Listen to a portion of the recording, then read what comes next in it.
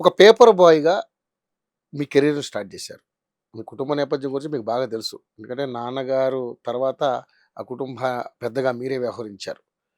So, మరి ఒక paper బాయ్‌గా చేసిన అదేవిధంగా అనేక రకాలమైనటువంటి చిన్నా చితకా పనులు చేసుకుంటూ ఈ స్థాయికొచ్చారు. అసలు ఈ స్థాయిని మీరు ఎక్స్‌పెక్ట్ చేశారా? నేను ఎక్స్‌పెక్టేషన్ చేయలే. నేను ఈ స్థానంలో ఎమ్మెల్యే అయితేనే నేను అనుకోలే. బట్ నా కాన్సెప్ట్ ఏంటంటే అంచెలంచెలుగా ఎదుగుదాం అనుకున్నా నేను.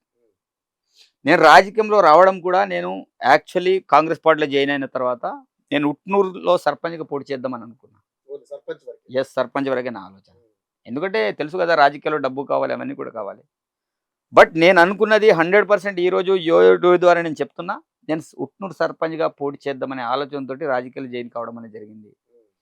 బట్ నాకున్న పలుకుబడి కావచ్చు, నాకున్నటువంటి ఫెయిత్ కావచ్చు, నేను చేసే పని కావచ్చు, ఈరోజు నియోజకవర్గం మొత్తం కూడా నేను ఆలోచన చేసి నేను తిరిగిన ప్రాంతం కాబట్టి కాదు ఈ పార్టీని స్ట్రెంథెనింగ్ చేయాలి అనే ఆలోచనతోటి నియోజకవర్గం అంతా కూడా నేను తిరిగినప్పుడు మంచి స్పందన కనిపించింది. హ్మ్. కాదు రేపు నేను ఇక్కడ పార్టీలు జాయిన్ అయిన తర్వాత నేను ఈ ఉట్నూరు సర్పంచమే కావడం కాదు, ఎమ్మెల్యే కూడా గెలవాలి.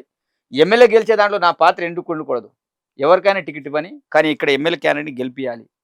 కంపల్సరీ మన కాంగ్రెస్ పార్టీ ఇక్కడ గెలవాలి. ఎందుకంటే 33 సంవత్సరాల నుంచి ఇక్కడ కాంగ్రెస్ పార్టీ గెలుస్తలేదు అనే కాన్సెప్ట్ తోటి నియోజకవర్గం అంతా కూడా నేను తిరిగిన.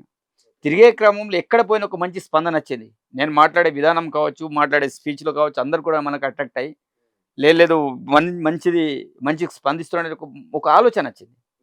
నేను టికెట్ కోసం పైరవీలు చేయలే. ఎక్కడ కూడా తిరగలే. రివీల్ చేసేంత స్థాయి కూడా మనకు లేదప్పుడు. పైరవీలు చేసే స్థాయి కూడా లేదు. హ్మ్. రేవంత్ అన్నని కాదనుకుని నేను ఎక్కడ కూడా వెళ్ళేటోని కూడా కాదు. ఇప్పుడు కాబట్టి మనం అక్కడ గ్రౌండ్ లెవెల్‌లో ఏం పని చేస్తున్నాం అంత రిపోర్ట్‌కు ఎవరైనా ఎవరికి ఇయ్యాలని కూడా ఆలోచన చేస్తారు. ఇప్పుడు ఖానాపూర్ నియోజకవర్గంలో కూడా ఏ కార్యక్రమం జరిగినా నేనుంటేనే విజయవంత కార్యక్రమాలు జరుగుతున్నాయి. మిగతా వాళ్ళు చేస్తే 10 మంది, 20 మంది ధర్నాకి రాస్తారోకో వస్తున్నాయి. మనం వచ్చేస్తే దగ్గర 200 మంది వస్తుండే. అంటే దీన్ని బట్టి వ్యత్యాసం తెలుస్తది కదా! అంటే ఎవరి వెంట జనాలు వస్తుండ్రు, ఎవరి వెంట జనాలు వస్తలేరు. నాతో పాటు 15 మంది ఉన్నారు. ఆ 15 మందిలో ఎవరు చేస్తే కార్యక్రమాలు విజయవంతం అవుతున్నాయి. ఇవంతా కూడా అధిష్టానం చూస్తుండే. ప్రజలు కూడా చూస్తుండే. కాబట్టి ఆ రకంగా మనం ఒక సర్పంచ్ అనుకున్న వ్యక్తులం ఈరోజు నియోజకవర్గానికి ఎమ్మెల్యే కాగలిగినాం.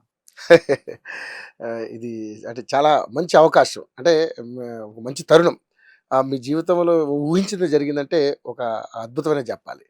ముఖ్యంగా ఏదైతే మీకు ఈ సీట్ రావడానికి బలమైన కారణం ఏదైనా ఉందా? ఎందుకంటే ఈ సీట్ కోసం దాదాపుగా 15-20 మంది లాబింగ్ జేశారని, దీనికోసం చాలా కష్టపడ్డారని కూడా మనం విన్నాం. సో, వాళ్ళందరిని కాదని ఈ సీటు మీకే ఇవ్వడానికి గల బలమైన కారణం ఏదైనా ఉందా? రేవంత్ అన్న ఏ రోజు కూడా మాటివ్వడు. హ్మ్. రేవంత్ అన్న మనసులో పెట్టుకుంటాడు. కష్టపడే కార్యకర్తని గుర్తిస్తాడు. ఓకే. ఏ రోజు కూడా బొజ్జు నీకు టికెట్ ఇస్తే అక్కడ పోయి కష్టపడమని ఏ రోజు కూడా రేవంత్ అన్న చెప్పలే. పార్టీ కోసం కష్టపడు, అక్కడ స్ట్రెంథెనింగ్ కావాలి, ఎవరికైనా గెలవాలి.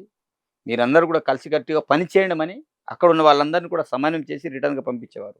ఓకే. ప్రతిసారి కూడా. ప్రతీది కూడా అదొక పీసీసీ అధ్యక్షుడు కాబట్టి అది వారి యొక్క విధానం అట్లా. అందరిని కూడా ఎక్కడ కూడా వీడు, వాడు వ్యత్యాసం చూపే వ్యక్తి కాడు. హ్మ్. నాకు ఈరోజు అక్కడ టికెట్ వచ్చిందంటే నేను కష్టపడే కష్టాన్ని చూసి టికెట్ ఇవ్వడం అనేది జరిగింది. కంపల్సరీ ఇతను కష్టపడుతుండు, ఇతనైతే మనకు అక్కడ గ్రౌండ్ గెలుస్తాడని రిపోర్ట్ తెలుసుకునే. గ్రౌండ్ రిపోర్ట్ తెలుసుకొనే ఇవ్వడం అనేది జరిగింది. ఇక్కడ రేవంత్ అన్న దగ్గర ఏ టికెట్లు అమ్మే బాపతి ఎక్కడ కూడా లేదు. మరి ఆయన మీద వచ్చే ఎలిగేషన్స్ అన్ని? 100 మాట్లాడతారు. హ్మ్. ఈరోజు రేవంత్ అన్న మీద అనేక రకాల అబండాలు వేసిండ్రు. కానీ ఎగ్జాంపుల్‌గా నేనే చెప్తున్నా కదా! అవును. సీట్లు అమ్ముకున్నారంటే నా రూపాయి నా నా మీకెలా ఏ వస్తుంది రూపాయి సీట్లు? లేని వ్యక్తిని ఎట్లా నాకెక్కడ తప్పు? నా ఆస్తి అంతా అమ్మినా నాకు 10,00,000 కూడా రావు. నా ఆస్తులు అమ్మినా. మా ఇళ్ళన్నీ అమ్మినా, నా జాగాలన్నీ అమ్మినా నాకేం డబ్బులు లేవు. ఎక్కడ కూడా లేదు. ఇప్పుడు అంతే కాదు నాకు పక్క కాన్స్టిట్యూన్సీ కూడా తెలుసు కదా! అటు ఆసిఫాబాద్ ఉంటది, ఇటు నిర్మల్ ఉంటది, అదేవిధంగా ముదోల్ ఉంటది, నా చుట్టుపక్కన బోత్ ఉంటది, ఆదిలాబాద్ ఉంటది. అక్కడైనా అమ్మాలి కదా! ఇప్పుడు మాకు ఎంత జరిగినా, ఎంత లేదన్నా బయట పడతది. మేము ఈ టికెట్ కోసం ఇన్ని లక్షలు ఇచ్చినాం, లేకపోతే ఇన్ని కోట్లు ఇచ్చినాం అనేది ఉండదు కదా!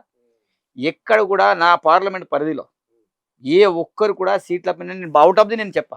ఎందుకంటే ఔట్ ఆఫ్ ది అంత పెద్ద పెద్ద లీడర్లు ఉంటారు. ఇక వాళ్ళు డబ్బులు ఇచ్చి సీట్లు తీసుకొచ్చే పరిస్థితి ఉందా వాళ్ళది? వాళ్ళే రేవంత్ అన్నకి మించి పోయి వాళ్ళే వీలైతే అక్కడ పోయి మాట్లాడి టికెట్లు తీసుకొస్తారు.